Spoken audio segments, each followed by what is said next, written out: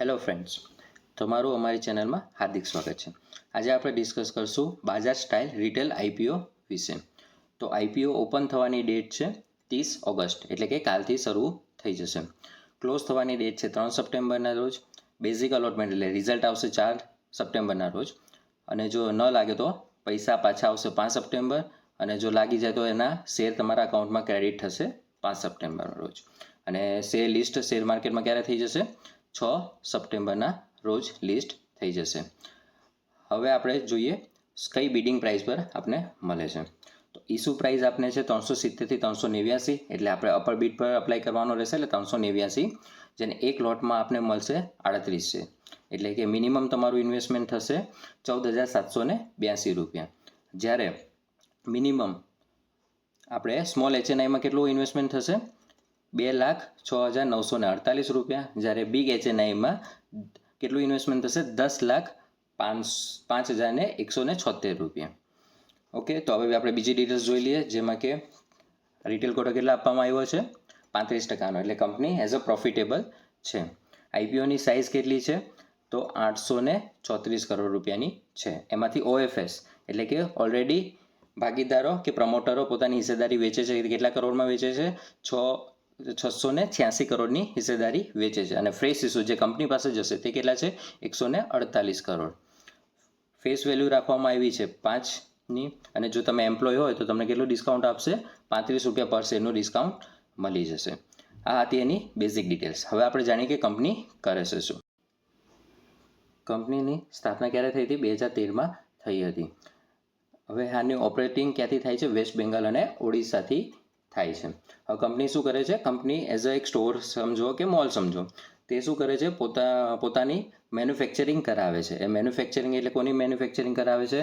કે menswear, વુમેન્સવેર, boys, ગર્લ્સના કપડાં manufacturing કરાવે છે અને પોતાના સ્ટોરમાં સેલ કરે છે. એની સાથે સાથે ફર્નિશિંગ પ્રોડક્ટ એટલે કે ઘરના પડદા ને એ બધું પણ સેલ કરે છે. એમની વેબસાઇટ ઉપરથી એટલું જોવા મળ્યું છે. અને તે કઈ પ્રાઇસમાં સેલ કરે છે? અફોર્ડેબલ એટલે કે મિડલ ક્લાસના લોકોમાં, એટલે કે 90, 1,000 વચ્ચેની પ્રાઇસ હોય એ રીતનું સેલ કરતા હોય છે. હવે આગળ જોઈએ એમની ડિટેલ્સમાં. તો કયા કયા રાજ્યોમાં તે અવેલેબલ છે? ઓડિશા, બિહાર, આસામ, ઝારખંડ, આંધ્રપ્રદેશ, ઉત્તર પ્રદેશ, ત્રિપુરા અને છત્તીસગઢ, એટલે કે ઈસ્ટર્ન સાઇડ ઉપર તે અવેલેબલ છે. હવે આ ડેટા છે માર્ચ 2024ના 31 માર્ચ સુધીના ડેટા કયા છે? કે તે 9 સ્ટેટમાં અવેલેબલ છે અને તેના ઓપરેટ સ્ટોર કેટલા છે? 162 સ્ટોર અવેલેબલ છે. હવે આપણે કંપની વિશે બેઝિક ડિટેલ્સ જાણી કે કંપની મેન્યુફેક્ચરિંગ કરાવીને પોતાના સ્ટોર પર સેલ કરે છે. હવે આપણે જોઈએ કે એના ફાઇનાન્શિયલ ડેટા શું કહે છે. ફાઇનાન્શિયલ ડેટામાં જોઈએ તો 2024ના ડેટા આપેલા છે. એમના એસેટ કેટલા છે? 1165 કરોડ. રેવન્યુ જનરેટ કર્યું છે 982 કરોડની.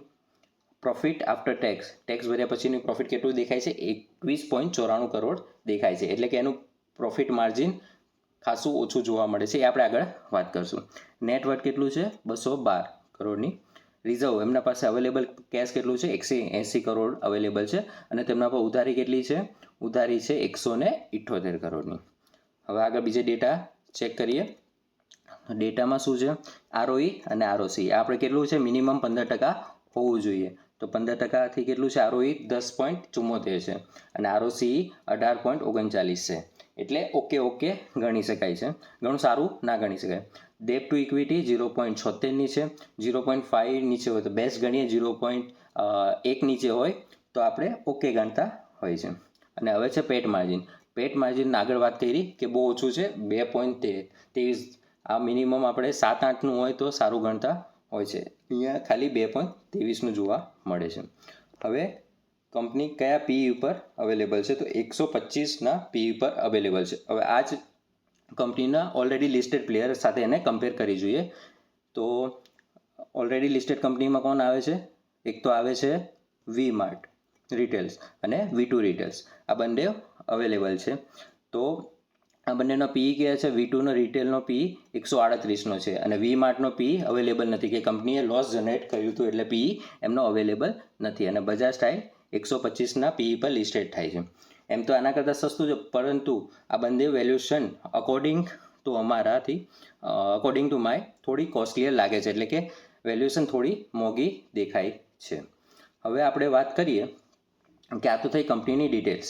હવે ગ્રે માર્કેટમાં શું પ્રીમિયમ ચાલે છે એના વિશે ચર્ચા કરી લઈએ. તો ગ્રે માર્કેટમાં 33% જેવું પ્રીમિયમ ચાલે છે, એટલે કે 130 રૂપિયા પર શેર પ્રોફિટ હાલમાં કન્ડિશનમાં બતાવે છે. એટલે કે તમારે એક લોટ ઉપર કેટલું બેનિફિટ બતાવે છે? 4,900 રૂપિયા જેવું બેનિફિટ પર લોટ બતાવે છે. બરાબર, આ તો જીએમપી છે, જીએમપીના ભરોસે ના રહેવું. તો હવે આપણે ફાઇનલ વર્ડિક પર આવી જઈએ. તો આપણે પહેલું વેલ્યુએશન શું લાગ્યું? થોડી કોસ્ટલીયર સાઈડ લાગ્યું. પેટ પ્રોફિટ આફ્ટર ટેક્સ આપણે થોડું છે 2 પોઈન્ટ જેટલું જ હતું, એટલે એ બી ઓછું છે કે ઓછું જોવા મળ્યું છે. પછી પી વાઇઝ કોસ્ટલી લાગે છે અને ઓએફએસ પણ એમનું વધારે છે, એટલે કે એક્ઝિટિંગ પ્રમોટરો પોતાની ભાગીદારી વેચે છે એ થોડી વધારે જોવા મળે છે. એટલે આટલા હતા નેગેટિવ પોઈન્ટ. હવે પોઝિટિવ પોઈન્ટમાં શું છે કે કંપનીનો ગ્રોથ સારો દેખાય છે. ઓકે, તો આ હતું બેલેન્સ શીટ અને બેઝિક ડિટેલ્સ. હવે આઈપીઆઈ અપ્લાય કરવો કે નહીં અપ્લાય કરવો એની એન્કર લિસ્ટ અને QIB અને HNIના સબસ્ક્રિપ્શન પછી આપણે લાસ્ટ ડે વિચારીશું.